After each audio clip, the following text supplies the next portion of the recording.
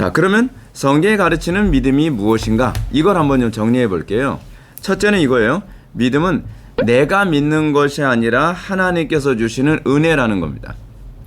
우리는 간혹가다 이렇게 생각하죠. 믿음은 내가 결단해야 생기는 거라고 생각하죠. 내가 믿습니다. 막 침을 막 튀어오면 믿습니다. 진짜 진짜네. 막 이렇게 하면 이것이 믿음이 생긴다고 생각하는 거예요. 그리고 영적 기도를 한다든지 그렇지 않으면 막 오니시 안에 예수 믿기로 결단했습니다 해서 믿음이 생긴다고 생각을 해요. 믿음은 결단이 아니라요. 믿음은 선물입니다. 에베소서 2장 8절 말씀, 9절 말씀 이 부분을 보게 되면 너희가 그 은혜를 인하여 믿음으로 말미암아 구원을 얻었나니 이것은 어떻게 해요? 행위에서 난 것이 아니라 하나님의 선물이라고 가르치고 있어요. 믿음은 뭐예요? 은혜예요. 믿음은 내가 믿습니다 결단한다 해서 믿어지는 게 아니죠. 믿음은 어떻게 해요? 하나님께서 믿어지게 하시는 거예요. 그건 선물이에요. 우리가 이건 분명히 기억해야 돼요. 결단한다 해서 믿음이 주어진다고 생각하는 경향이 상당히 많이 있죠. 오늘 이 시간 예수 믿기로 결단하십시오. 그렇지 않죠. 결단이 아니라 하나님의 말씀을 듣는데 어느 날 갑자기 믿어지는 거예요. 믿어지면 어떻게 되죠? 순종하고 싶어지죠. 그것이 믿음이에요.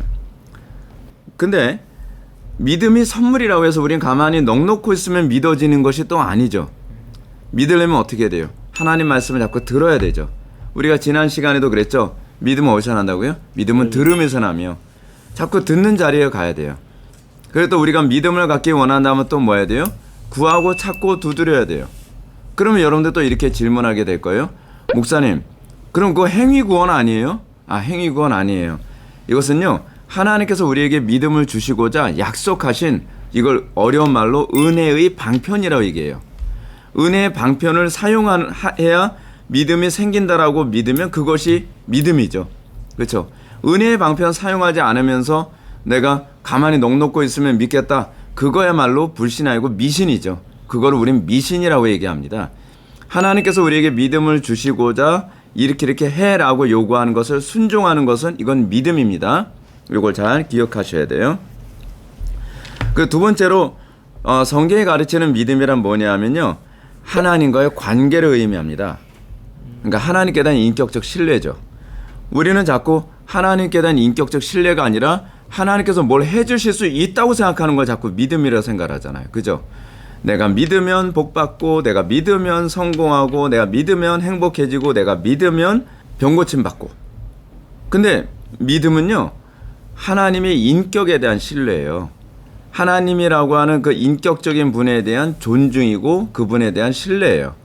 그래서 그분이 전능하시다는 걸 믿기 때문에 내 병이 낫는 것이고 그분이 선하시기 때문에 우리가 그분을 따라 살게 되면 행복해질 수 있다는 것이지 행복하면 그것이 믿음인 건 아니죠. 우리는 하나님의 인격을 신뢰하지 않고서도 얼마든지 병 고치는 걸 추구할 수도 있고 성공하는 거, 행복해지는 거 이런 거 추구할 수 있거든요. 우리의 믿음이 참된 믿음인가 아닌가를 알려면 내가 정말 하나님의 인격을 신뢰해서 내가 하나님을 기쁘시게 해드리고 싶고 내가 하나님을 사랑하고 내가 하나님을 정말 하나님의 마음을 흡족하게 해드리고 싶은 이런 마음이 없다면 그건 믿음이 아닌 거예요.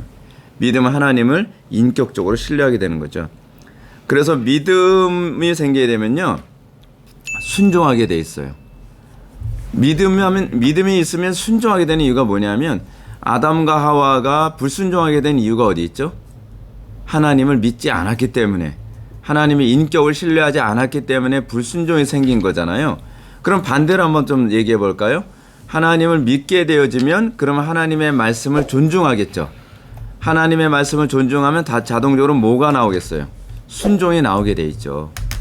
그래서 행위가 곧 믿음을 만들진 않지만 우리의 행위를 통해서 우리가 믿음이 있음을 확신할 수 있죠. 우리가 지난 시간에 살펴봤던 부분하고 연결이 되는 부분입니다.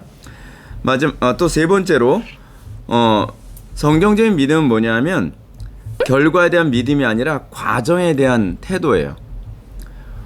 우리는 얼마나 성공했냐, 얼마나 부자가 됐냐, 얼마나 행복한 삶을 살게 됐느냐로 그 사람의 믿음을 측정하면 안 된다 그랬죠. 그 사람의 믿음이 얼마나 좋은가는 그 사람이 얼마나 성경적인 과정대로 살아가느냐, 그리고 결과를 하나님께 맡길 수 있느냐예요. 사드락과 메삭과 아벳느고가 결과를 믿질 않았죠. 느부갓네살 왕 앞에, 신상 앞에 딱 서서 그 신상 앞에 절하지 않으면 풀무불 속에 집어넣는다고 느부갓네살 왕이 협박을 했거든요. 근데 사드락, 메삭, 아벳느고가 그 믿음을 어떻게 고백했냐면, 왕이여, 우리는 왕의 신상에 절하지도 그것을 숭배하지도 않겠습니다 라고 고백을 하면서 뭐라고 얘기하냐면, 우리가 하나님 말씀에 순종하면 하나님께서 저 풀무불 가운데에서도 우리를 구원하실 줄 믿습니다. 그러나 그리 아니하실지라도 우리는 왕과 왕의 신상에 절하지 않겠습니다. 그리 아니하실지라도, 결과적으로 나를 풀무불에 죽게 만드실지라도 나는 거기에 절하지 않겠습니다. 무엇에 관심을 갖고 있어요? 과정이죠. 과정. 어떤 결과를 주시든지 살아남는 게 신앙이 아니라 살든지 죽든지 하나님의 말씀대로 이 과정을 따라가고 결과를 하나님께 맡길 줄 아는 것, 이게 믿음인 거죠. 이게 믿음이에요. 여러분들이 열심히 공부했는데, 여러분들이 믿음을 가지고 열심히 공부했어요. 불법을 행하지도 않고 부정행위도 하지 않고 여러분들이 열심히 공부해서 시험을 치렀단 말이에요. 근데 좋은 결과를 얻어야만 믿음이 아니라, 어떤 결과를 얻더라도 내가 하나님 앞에 성실함과 정직하게 공부하는 이 과정이 오히려 믿음일 수 있는 거죠. 우리가 정직하게 돈을 벌어도 우리가 부자가 될 수도 있지만 부자가 안 될 수도 있죠. 근데 그 결과는 하나님께 맡기는 게, 이게 믿음이죠. 그죠? 마지막 네 번째로, 믿음은 인격에 대한 반응이지 입증에 대한 반응이 아닙니다. 어떤 사람들은 하나님을 논리적으로 입증하면 난 믿겠어. 그건 하나님의 존재를 입증하면 믿겠다라고 하는 건 하나님의 인격에 대한 관심이 없다는 거잖아요. 근데 우리가 믿는 건요, 하나님이 무엇을 하실 수 있느냐 없느냐를 보고 믿는 것이 아니라 하나님의 인격을 믿는 거예요. 하나님이 선하신다는 걸 믿고, 하나님이 지혜로우시다는 걸 믿고, 하나님이 전지전능하시다는 걸 믿기 때문에 믿음인 것이지, 하나님이 뭘 하실 수 있기 때문에 믿는 건 아니에요. 하나님은 나에게 복을 주셔야만 믿고, 하나님이 존재하신다는 걸 입증해야만 믿는 것이 아니라 그분을 사랑하게 됐고, 그렇죠? 그리고 그 말씀대로 순종하고 싶어졌다는 것, 이것이 믿음을 의미합니다. 자, 마지막으로 정리 한번 해볼까요? 믿음이란 지적 수용이 아니다. 믿음이란 어떤 결과에 대한 믿음이 아니다.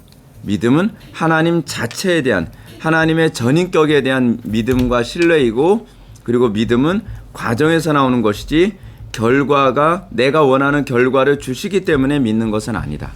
우리가 믿음을 잘 정리해서 우리가 믿음 생활 잘하는 우리 청소년들 됐으면 좋겠습니다. 감사합니다.